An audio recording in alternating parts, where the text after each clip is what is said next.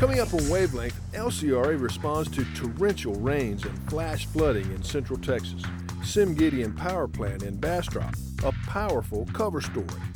FPP employees make a clean sweep, and LCRA and the City of Austin reach a major agreement on a long-standing dispute. Wavelength starts right now. From the Lower Colorado River Authority, this is Wavelength. The creation of this new river authority will help electrify rural Texas. And so today, we gather here to dedicate this mighty structure, Buchanan Dam. This has been a great organization for 70 years, and it's going to be a great organization for a long time to come.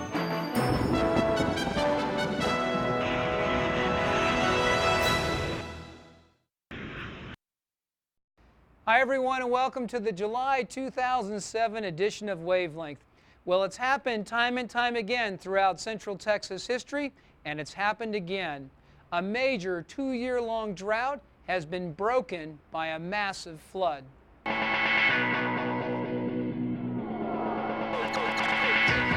The skies over Central Texas issued their warning on the afternoon of June 26th. Then, during the early morning hours of the 27th, a rare convergence of weather patterns brought torrential rains to an already soaked Texas hill country.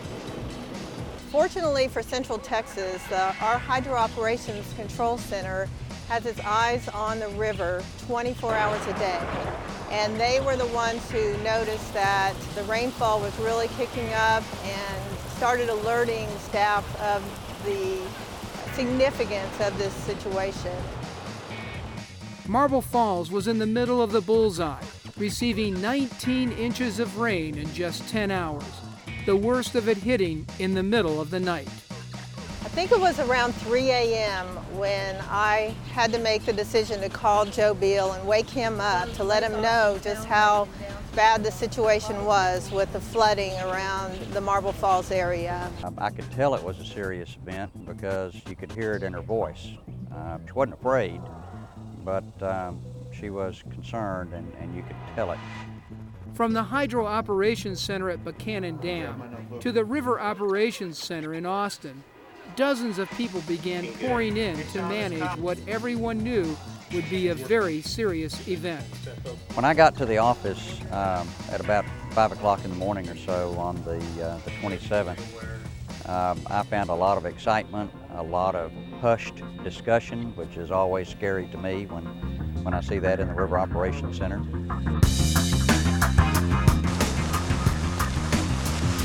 This is why they call it Flash Flood Alley. It was the kind of rainfall event that defines the Texas Hill Country, the kind of rainfall that busts a drought and turns it into a flood. There has not been any time recently that we've had that level of rainfall, especially on top of a city like Marble Falls. In fact, we're estimating that is a 1 in 500 year event. Water seemed to be coming from everywhere, out of every crevice and running into the creeks and then to the rivers. Flows are coming in very fast. Lake Marble Falls is already starting to get above its operating range, and we've got to open floodgates. The effect on Starkey Dam was immediate, and although some LCRA crew made it to the powerhouse before it got too bad, others had to wait as the road leading to the dam had been seriously damaged. I've been here 23 years, never seen it get like this. I've seen some hard rainfall events, but never this much rain in this short of a time, and never seen it get over the bridge here. This is really something quite unusual. This is where all the action's out here. And by 9 a.m. on Wednesday the 27th, more than 250,000 cubic feet of water per second was moving over the dam, and with it, lots of debris. I'm looking for my boat in the dock, and it's gone. I thought I'd see it floating down here somewhere, but there's no way to get to the dam today. Inside the River Operations Center, David Walker and his team were watching what meteorologists called a rain bomb explode just above Lake Travis. When it happens that close to the lake, that the reaction time is almost zero, and it really puts a strain on the communications that have to happen, because the conditions are changing minute by minute. We're having to react minute by minute, and the information that we can provide to people is changing minute by minute, and it has to get to them as quickly as possible, as quickly as we can do it. LCRA's website, lcra.org, was getting thousands of hits and was instrumental in helping people who live and work along the river make good decisions to protect their lives and property. Cubic feet per second. And so at the beginning of this flood, my comment to our staff was, this flood is going to be all about communications. It's happening so quick that we're going to have to ensure that we do a really, really top-notch job of communicating as we get through this event. The word was going out to residents, and we needed to update the website, our lake tape. We were putting together a phone hotline, so I worked with Bill McCann and other corporate communications staff, and we got those things updated. Then within another hour, we got another call saying we're going to have to open floodgates on Mansfield Dam.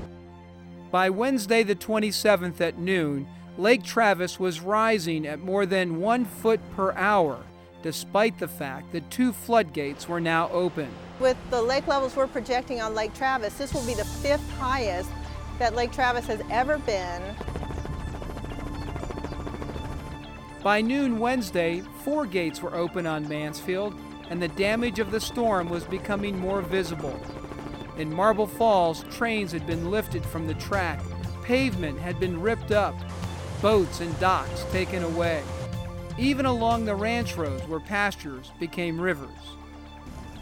As the rain subsided, inflows into Lake Travis slowed, and people who lived dangerously close to the 700-foot elevation mark hoped that the rising lake would slow down. Just 3 months earlier, business owners along Lake Travis were praying for rain. Now, with Lake Travis rapidly approaching 700 feet, they had seen enough. On the afternoon of Wednesday, June 27th, General Manager Joe Beal and Assistant General Manager and Chief Operating Officer Marcus Pridgeon took to the air to see firsthand what the lakes look like. When we took the helicopter up, we could finally really see what that 19 inches of rain did to Marble Falls there in Burnett County. And you really cannot appreciate what you're dealing with and how well these dams work until you can see it from the air. It's an awe-inspiring sight. It makes you proud to do what you do at LCRA. And because of the concern for public safety, the LCRA closed all of the lakes except Buchanan. Right around mile 25, the upper 40 miles of Lake Travis have those huge tree trunks in there. A lot of debris that's washed in from the upper lakes coming over Starkey Dam. And down here, what we'll typically see is, there'll be a lot of fences in the water, structures in the water. A lot of things that were in people's backyards ended up in the lake. We found hot water heaters, we found propane tanks. On the 4th of July, Lake Travis was eerily quiet. The party boats were docked, and instead of boaters and barbecues, most people were being entertained by watching the roaring water pass through Mansfield Dam.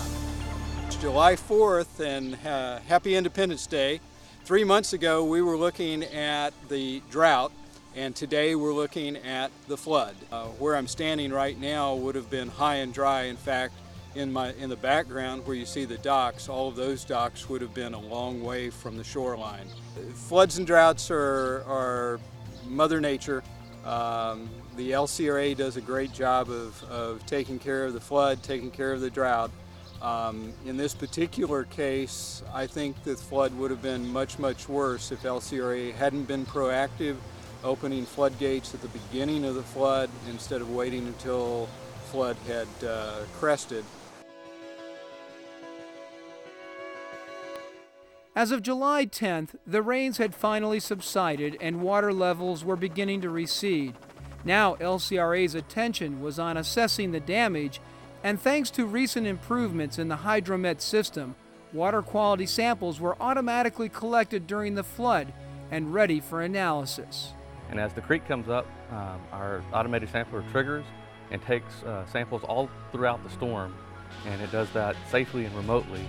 The automated sampler triggered on a level signal from our hydromet, and once it triggered, it started pumping water from the stream up here into our case, and it filled up 8 bottles in sequence all around, taking a sample once every hour.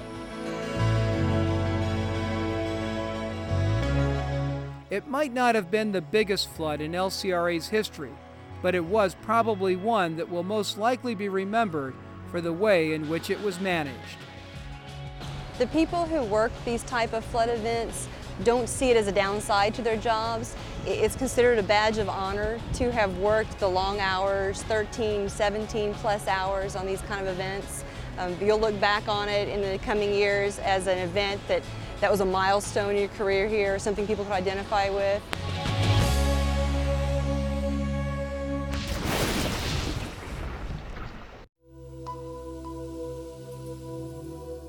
2007 marks the 50th anniversary of the end of the drought of record in Texas, which lasted from 1950 to 1957. Now, that drought serves as the benchmark for water planners as they strive to meet future water needs in one of the fastest growing states in the country. In 1950, 8 million people lived in Texas. By 2000, 21 million people called Texas home, and that number is expected to more than double by 2060. One tool that cities and other water providers will use to meet that growing demand is reuse of treated wastewater. Here's how it works. Water is pumped from the river, treated and distributed for use in our homes and businesses. The wastewater is collected through pipes, treated at a wastewater plant, and at this point it could be directly reused through pipes for irrigation or some other purpose. Most of the treated effluent is put back in the river as return flow. The City of Austin and LCRA have had a long-running dispute over who owns these return flows and just how that water can be used. The state law is very clear on what an entity can do in terms of direct reuse. The law is very unclear on what happens when a water user puts treated effluent back into the water course. The City of Austin, by filing its bed and banks application, sought a declaration from the state that they still owned that effluent and could use it as they saw fit further downstream. LCRA argued that once that water hit the water course, it became state water again. Austin discharges about 100,000 acre-feet of treated effluent back into the Colorado River each year. That water could be very valuable to both parties. These legal disputes have held up city and LCRA permits before the Texas Commission on Environmental Quality for years and have hampered planning for the future. Last year, LCRA and Austin began settlement negotiations that have now resulted in a landmark agreement. This is an important agreement, and it's an historical agreement for the entire basin. We did look at it, certainly from the LCRA position, that we have a balancing act to do in the basin. It is our responsibility to balance the needs of the entire basin. And Austin is a big part of that. I think it's a great example of two entities deciding to take their future into their own hands and saying, we don't want to go the way of the courthouse. We don't want to go the way of a lengthy, costly court battle. Let's get in the room and try to solve this as two entities that need to do this for the benefit of the basin. Assistant City Manager Laura Huffman served as chief negotiator for the City of Austin. The big win here for both LCRA and the City of Austin is that we've gone from an environment where the two agencies were arguing over who owned the water to a situation where we're planning for the future of region together. And I think what we're proving is that those don't have to be contentious relationships, and they really shouldn't be contentious relationships because the water provider and the municipality are serving the exact same population. Under this agreement, Austin and LCRA will share these return flows from Austin's wastewater facilities. The commitment to meet environmental flow needs in the river, bays, and estuaries takes priority before any other use by the city. The fact that these two entities came to that conclusion and sat down at the table with that as a goal in mind is important. And so the environment does win. And I hope that folks up and down the basin will see that pretty clearly. Now the two largest water rights holders in the Colorado River Basin, LCRA and the City of Austin, will plan for future water needs together and collaborate on means to develop, implement, and manage their water supplies. This summer, the two parties will work on the next step of this settlement, that is, the terms of a water supply agreement to meet Austin's needs beyond 2050.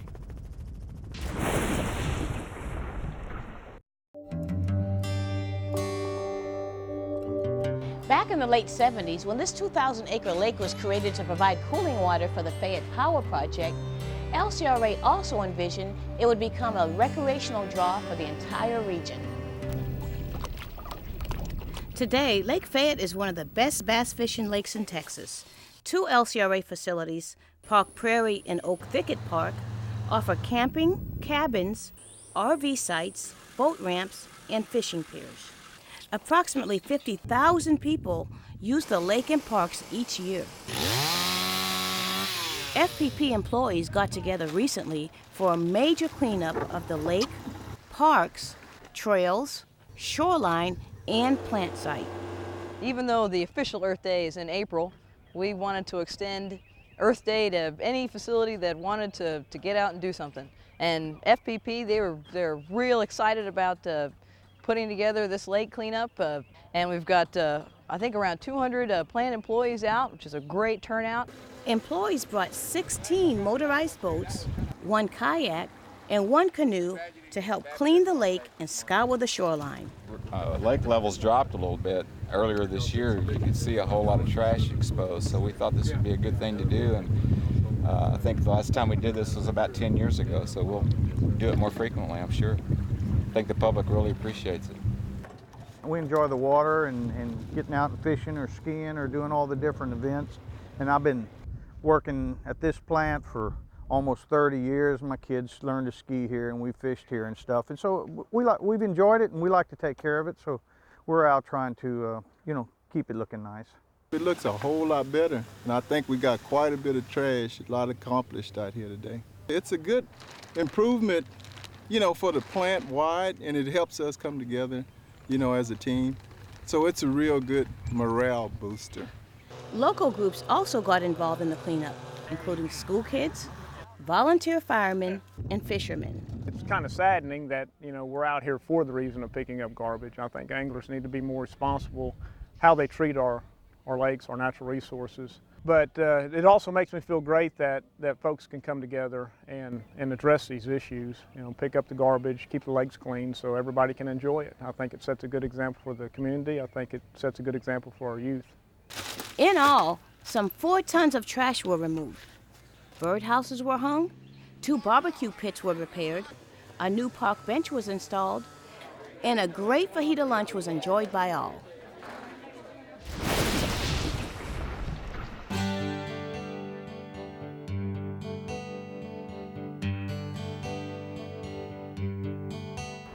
Gideon Power Plant in Bastrop was the first steam generation plant built by LCRA. Unit 1 came online in 1965 to help serve this rapidly growing region with electricity. 2 more generating units were added by 1972. The mission of this plant and how these units are operated has changed drastically over the years. They were built to be base-loaded units, which means they were started up and they ran around the clock at full load until they were shut down for maintenance, period. That's very different from the role that we play today. We serve a niche market, the ancillary service market, where we're able to start up very quickly, shut down almost daily at times, and be able to follow load around the clock. as load demand dictates. Starting back in 1995, Unit 3 was retrofitted with state-of-the-art control systems, which allowed more precise data acquisition and better control of the furnace, boiler, and steam turbine. We're pushing the unit a lot harder than it ever has been in the past, and we're running it in a way that it was not originally designed to run.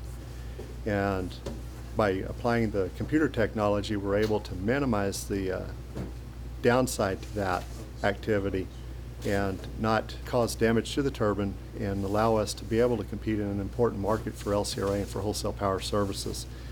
In 2002, Units 1 and 2 received a similar control system upgrade, resulting in higher efficiency and a significant reduction in emissions of nitrous oxide and carbon dioxide into the atmosphere. Right now, only Unit 3 is up providing ancillary services, where Unit 2 and Unit 1 is offline, but still the availability factor is still there. In recognition of this application of innovative control systems and instrumentation technology in the production of electric power, SimGideon Plant has received the ISA Power Industry Facility of the Year Award. Also, the June edition of Power Magazine features a cover story from David Runkle about these innovations at SimGideon. The title, Old Plant, New Mission.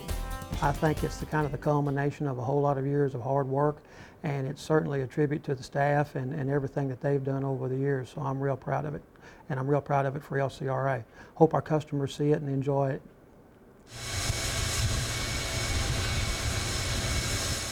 Well, that's it for this edition of Wavelength. We'll look forward to seeing you again next time.